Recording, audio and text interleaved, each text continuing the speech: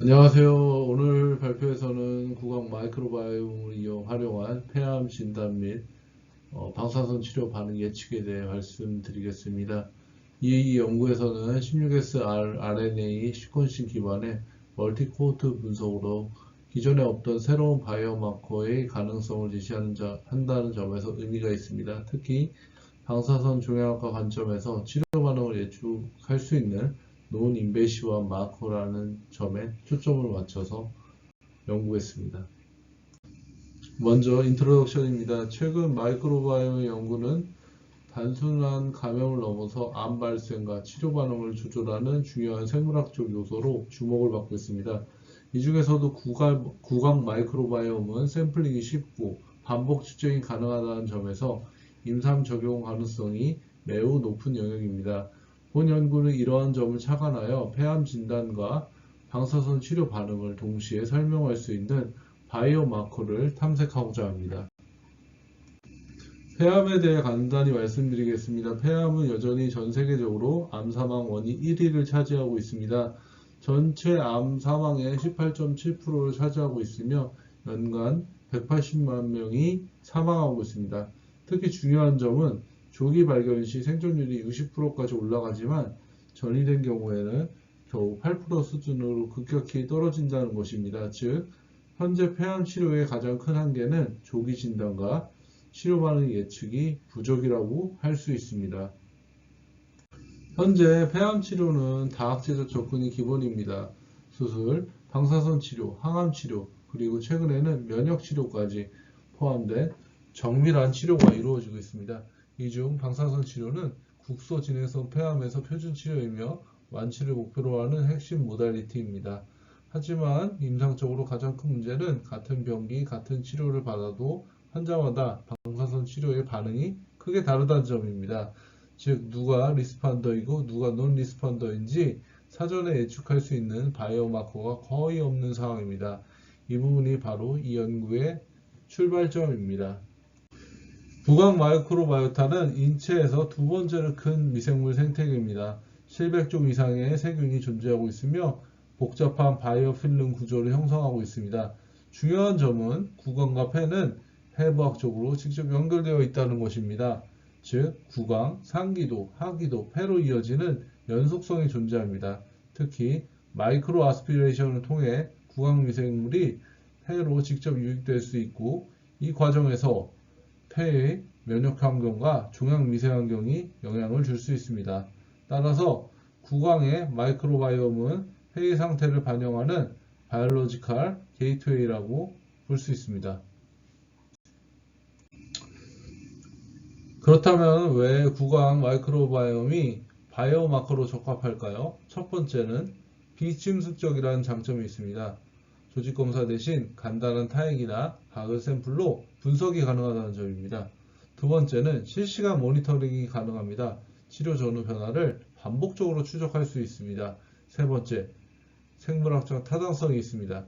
미생물은 면역 반응과 염증 반응을 조절하며 튜머 마이크로바이먼트를 직접 영향을 줄 수 있습니다. 그래서 이 연구에서는 구강 마이크로바이옴을 폐 상태를 반영하는 거울이자 치료 반응을 예측하는 도구로 제시하고 있습니다. 이 연구의 가설은 다음과 같습니다. 폐암 환자는 건강인과 다른 고유한 구강 마이크로바이옴 시그니처를 가지고 있으며 특정 미생물의 풍부함이 방사선 치료 반응과 예후를 결정할 것이라는 것입니다. 이를 바탕으로 두 가지 목표를 설정했습니다. 첫 번째, 폐암 진단 모델을 구축하고 방사선 치료에 반응하는 사람과 반응하지 않는 사람 사이에 마이크로바이옴의 차이를 규명하는 것입니다.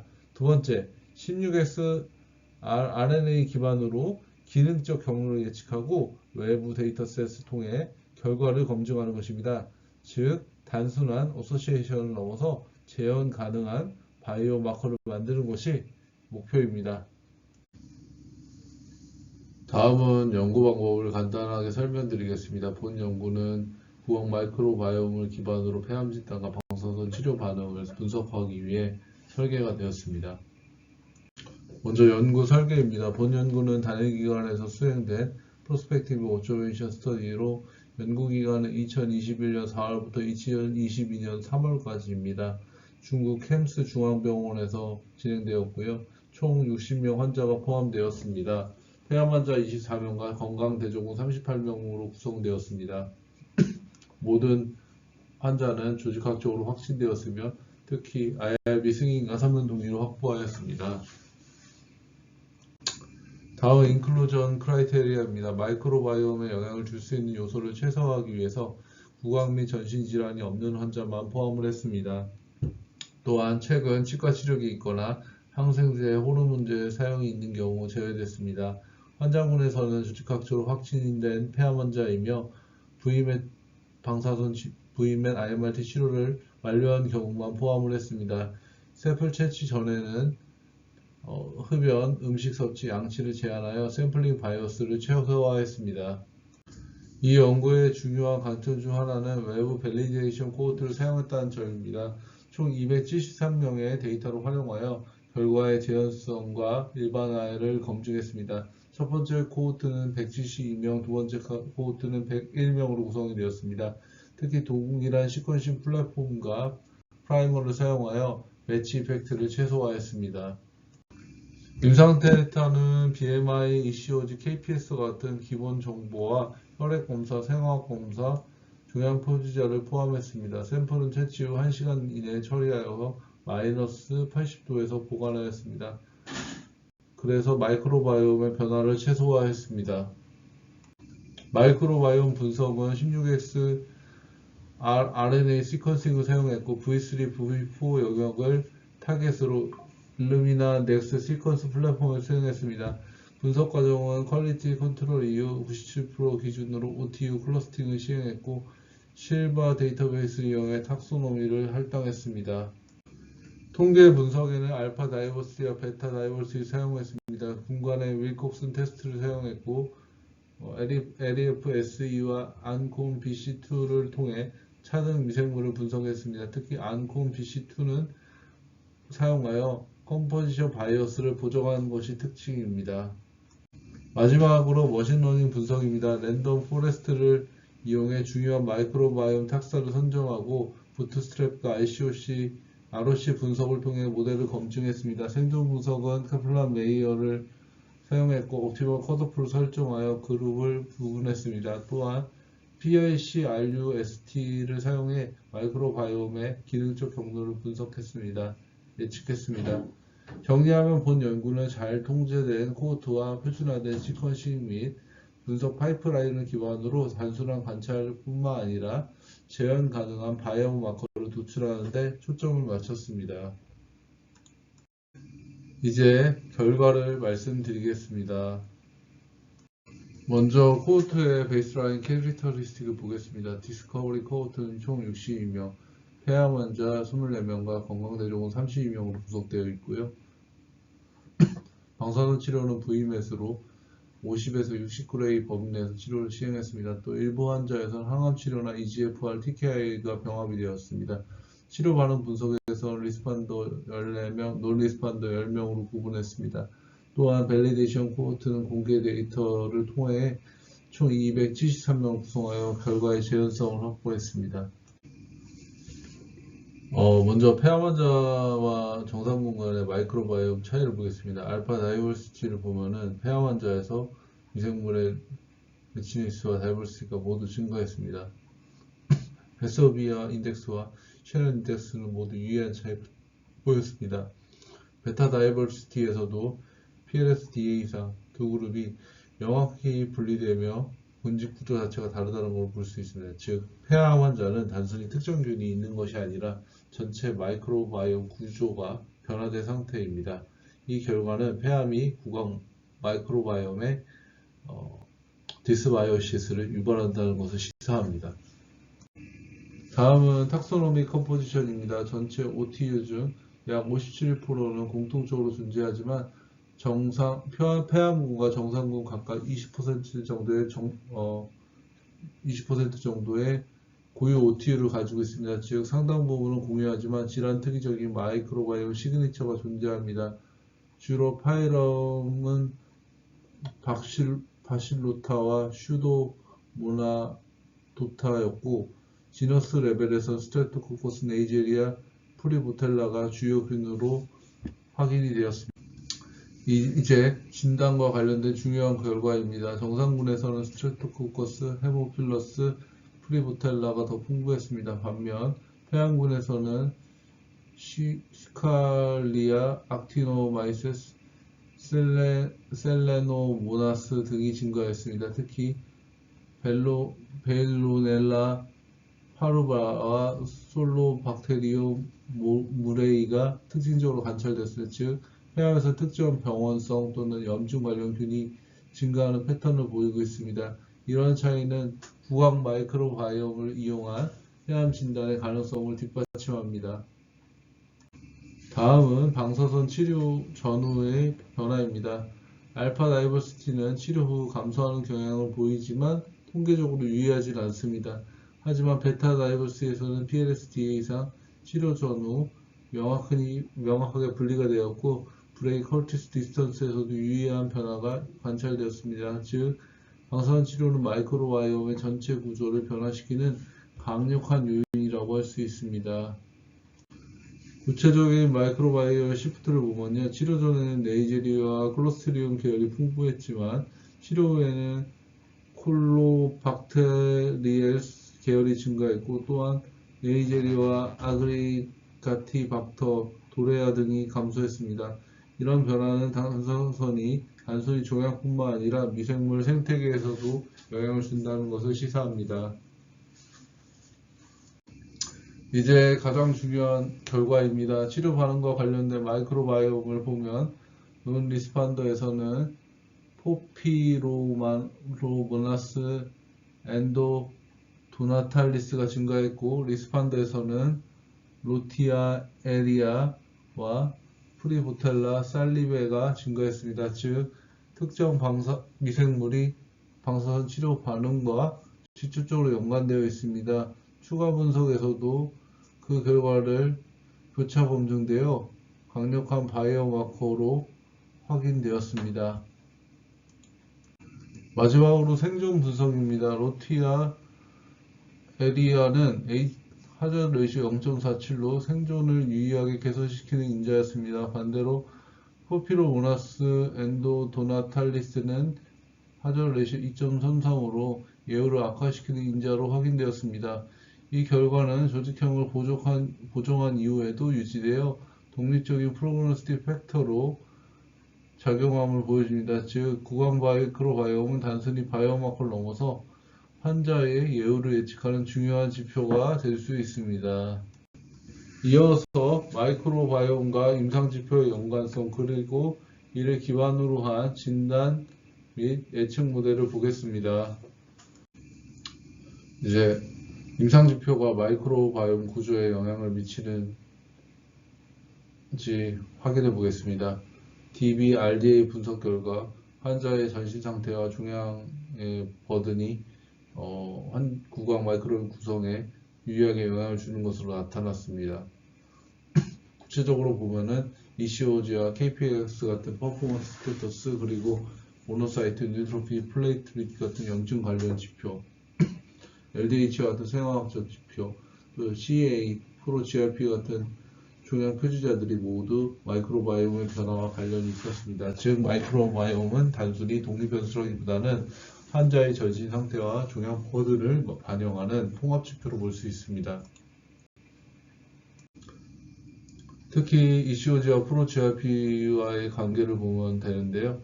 ECOG 스코어가 높을수록, 즉 환자의 상태가 나쁠수록 마이크로바이옴 다이버시티가 유의하게 감소했습니다. 또한 SCLC 환자에서 프로 GRP 수치가 높을수록 마이크로바이옴 다이버시티가 감소하는 경향을 보였습니다. 이 결과 마이크로바이옴의 단순화된 구조가 환자의 불량한 전신 상태와 높은 종양 활성도를 반영한다는 것을 의미합니다.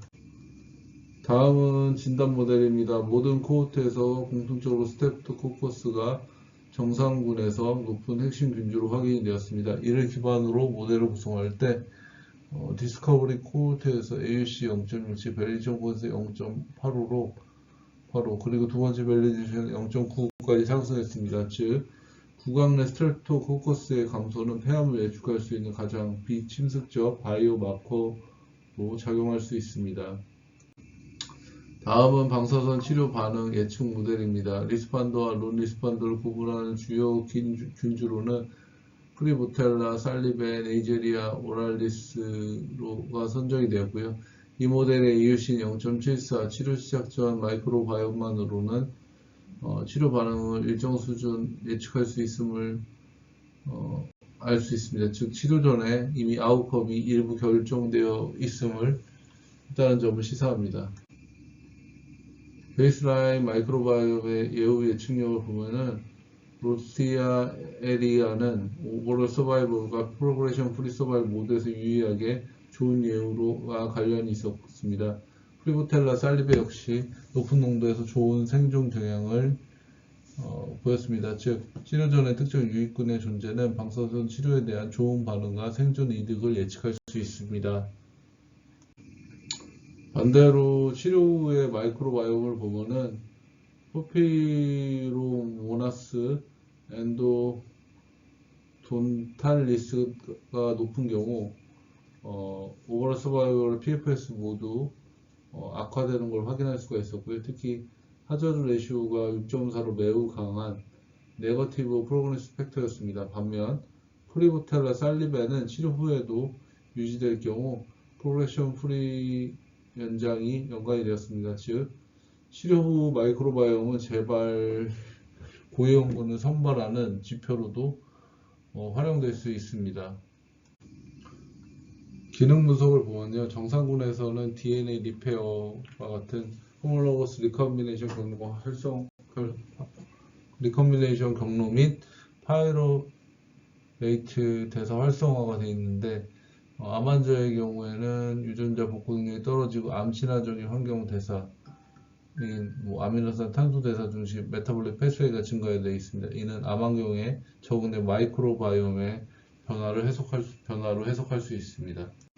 특히 논 리스판더에서는 탄소 대사, 타우린, 아스코르브산 대사 등이 증가해 있고요. 이는 마이크로바이옴이 특정 대사 경로를 통해 종양 미생 환경이나 전신 염증을 조절함으로써 치료 반응을 저해할 수 있음을 시사합니다. 정리하자면은 첫째, 스트랩토코커스 감소는 폐암 진단의 핵심 지표였고, 둘째, 방사선 치료는 마이크로바이옴의 구조를 동적으로 변화시켰습니다. 셋째, 로시아와 폴피리 로마나스 같은 특정 균주는 치료 반응과 예후를 예측하는 중요한 마커였고요. 마지막으로 이러한 차이는 미생물의 대사 기능의 변화와 연결되어 치료 반응의 기전적인 근거를 제공합니다. 결론적으로 구강 마이크로바이옴은 폐암 환자의 개인 맞춤 치료 전략 수립에 활용 가능한 주요 마커입니다.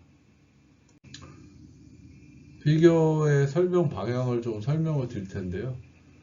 스텝 1에서는 이제 발견합니다. 즉, 폐암 환자와 건강한 사람의 입안은 다르다는 기초 사실을 증명합니다.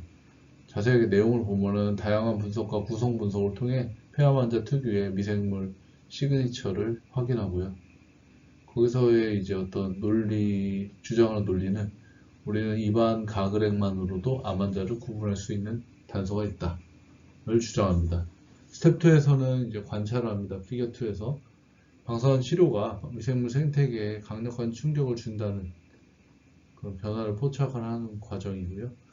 자세하게 내용을 보고는 치료 전과 후에 군집 구조가 완전히 뒤바뀌는 역동적인 변화를 보여줍니다. 암세포를 공격하는 방사선은 공황 내 미생물 환경도 근본적으로 재편함을 보여줍니다. 스텝 3에서는 선별 및 모델링을 하는데요. 피겨 3에서 3와 5가 이 내용을 다룹니다. 즉, 수많은 미생물 중에 진짜 핵심 키플레이어를 고르고 진단 도구를 제작합니다. 피겨 3에서는 치료 반응에 따라 차이가 나는 핵심 균주 로시아와 포피리모나스 등을 식별하고요. 피겨 5에서는 식별된 균주로 진단 예측 모델을 만들고 외부 코호트에서 AUC를 검증합니다. 단순한 관찰을 넘어 실제 임상에서 쓸 수 있는 예측 도구로서의 가치를 증명했습니다. 스텝 4에서는 최종 검증을 합니다. 피겨 6고요.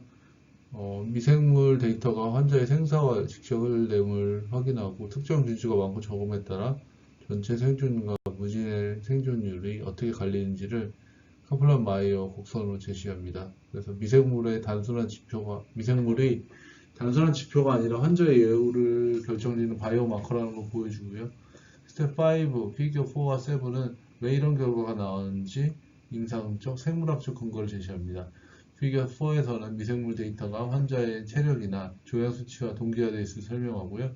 피겨 7에서는 비반응군 미생물이 암을 돋는 대사 기능을 가지고 있음을 유전자 수준에서 예측을 합니다. 그리고 이 모든 현상은 환자의 임상 지표 및 미생물의 대사 기전과 논리적으로 완벽히 일치함을 이야기하고 있습니다.